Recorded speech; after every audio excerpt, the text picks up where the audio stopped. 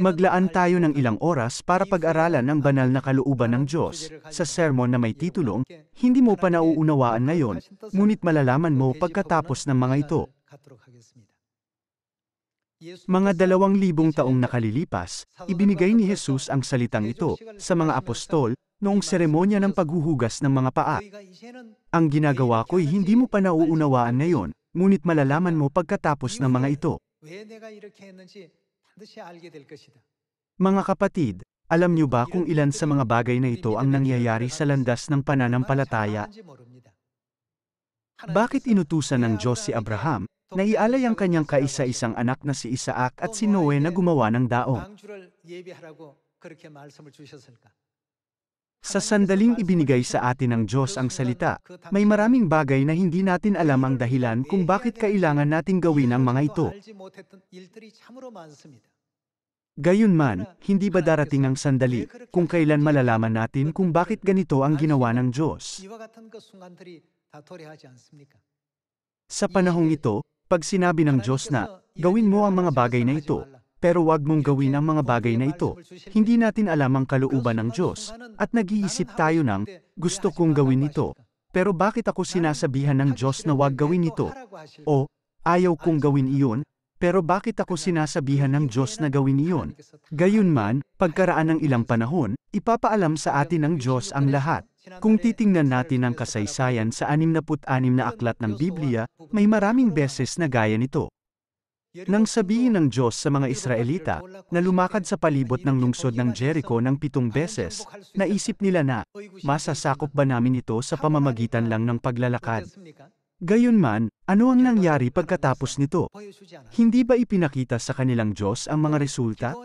Nang ang 32,000 mandirigma ni Gideon ay maging 300 lang na mandirigma, hindi rin nila nalaman ang kalooban ng Diyos noong panahong iyon. Bakit dapat naming bawasan ang bilang ng ganito?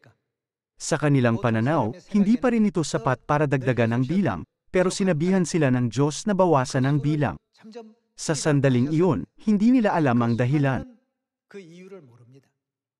Gayunman, pagkatapos nito, pinamunuan ng Diyos ang hukbo ng Israel na maliit ang bilang na manalo ng isang dakilang pagtatagumpay. Tinalo ng Diyos ang kanilang kaaway na may 135,000 mandirigma ng sabay-sabay. Ipinapakita sa atin ng ganitong kasaysayan na, hindi mo pa nauunawaan ngayon, ngunit malalaman mo pagkatapos ng mga ito.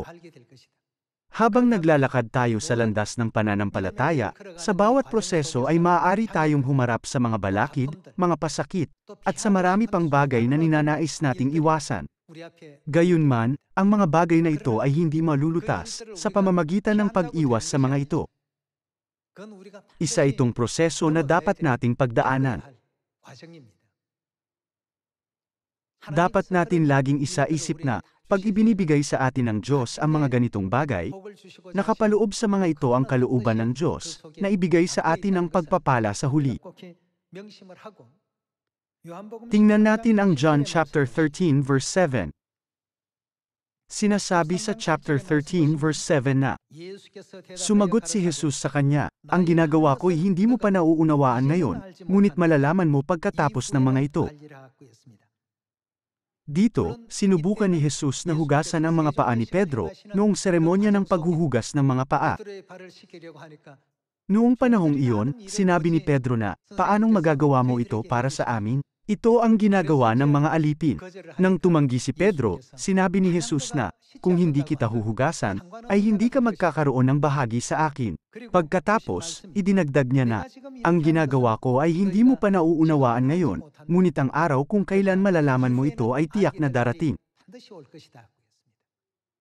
Sa panahong ito, tumatanggap tayo ng iba't ibang mga uri ng patnubay mula sa makalangit na Ama at makalangit na Ina. Habang tinatanggap nyo ang kanilang patnubay, maaari nyong madalas na isipin na, sa palagay ko, magiging mas mabuti ang paraang ito. Kahit na hindi natin nauunawaan ngayon kung ano ang sinasabi sa atin ng Diyos, kalaunan ay malalaman natin ang lahat ng dahilan kung bakit sinasabi sa atin ng Diyos na gawin ito. Kaya ang mga nakaunawa ay laging lumalakad ng may pagsunod, sumusunod sa kordero saan man niya sila akayin.